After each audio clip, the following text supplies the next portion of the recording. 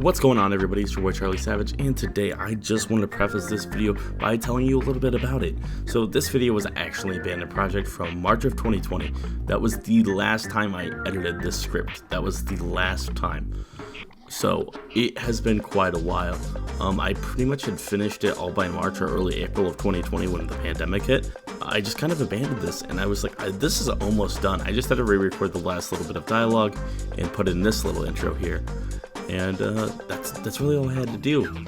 Also, while you watch this, just keep in mind that a lot of the information that I say is outdated. I've beaten a lot of these games, and it's not entirely accurate as to how I feel exactly right now, but it definitely was at that point in time. So with that being said, I hope you guys enjoy. So, I have a basic problem that a lot of gamers suffer from, and given the fact you can read titles and hopefully thumbnails, you know that it's my backlog. Seriously, I don't even know what to do about this. I've planned playthroughs of games both on and off stream, filled out spreadsheets. I don't know what to do. Why is this though? Well, I've broken it down for a few reasons for us to go over. The first reason is game length. I don't even bother looking at what games I want to play simply for how long they take. I mean, seriously, when was I going to set aside 40 hours to play a game? That's an entire work week. That kind of time is hard to seek out when you're a college student that has to balance classes and a fun social life. I mean, seriously, look at the length of these games I want to play. God of War, 20 hours.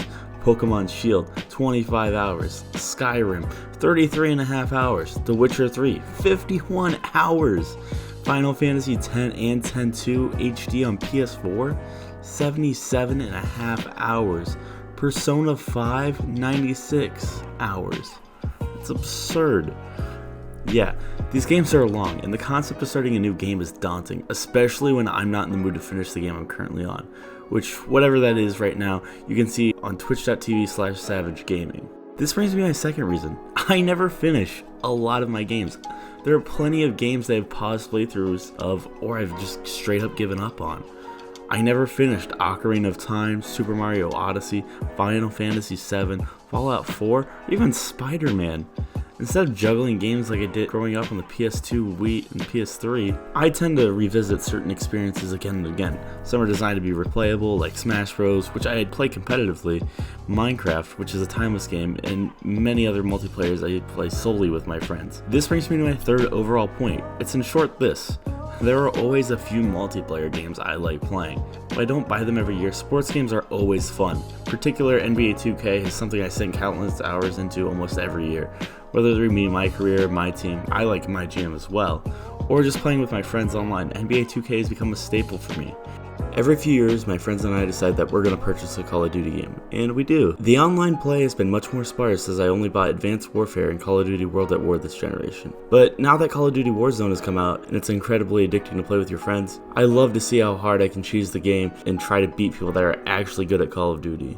But over the years, I've dedicated a whole bunch of time this series and enjoyed it thoroughly. The gameplay is always fun and fast-paced, the controls are nice and tight, even generous at times with aim assist. It's a game where I don't mind taking risks because I can learn from each small interaction and can analyze what I did wrong, and form better habits to learn other people's.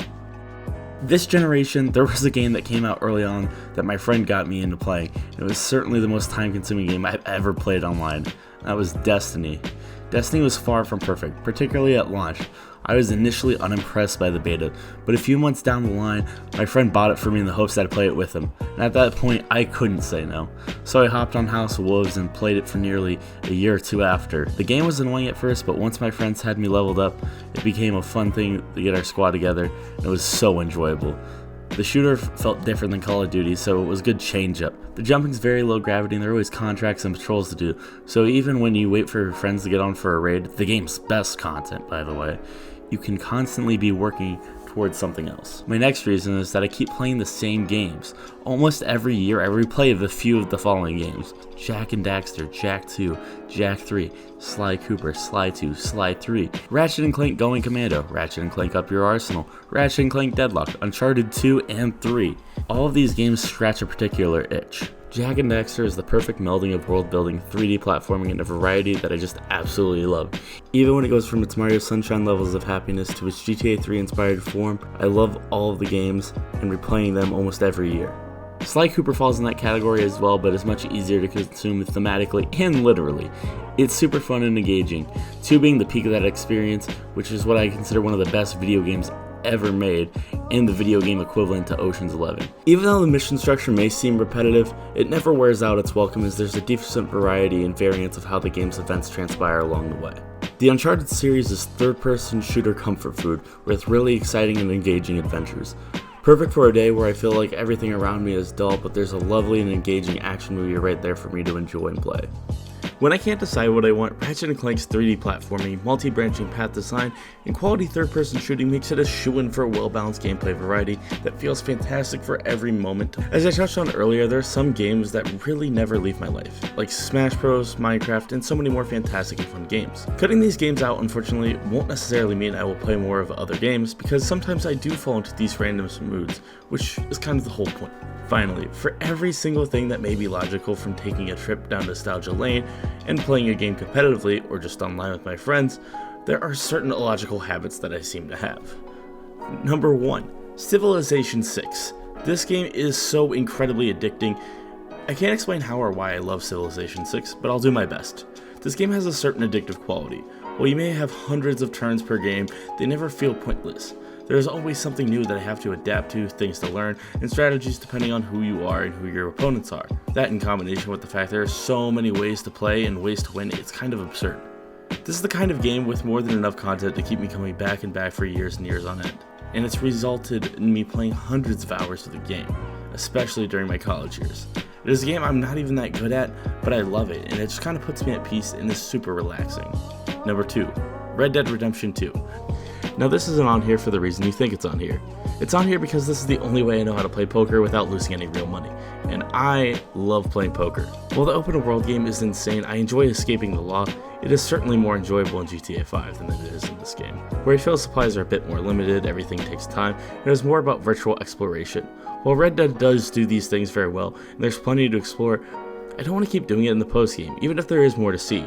After nearly 40 hours, the game has more than overstayed its welcome, but poker hasn't and probably never will, as poker is actually a timeless game. Number 3, Grand Theft Auto 5. I mentioned this earlier, but Grand Theft Auto 5 has a lot to do.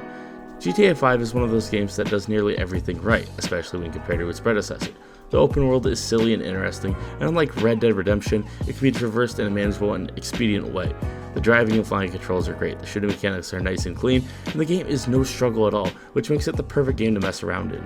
Overall, while I know there are ways that I could effectively tackle my backlog, some distraction is inevitable, but it's something that I'm constantly working on. If you want to see me tackle this backlog, follow me on twitch.tv/SavageGaming and show while I stream. I'm actually currently going through every game in my backlog after LEGO Star Wars because that is addicting as hell. More importantly, what games are in your guys' backlog? Which ones are you working on? Which games will you probably never get to? Let me know in the comments down below, and thank you for watching, and have a wonderful day.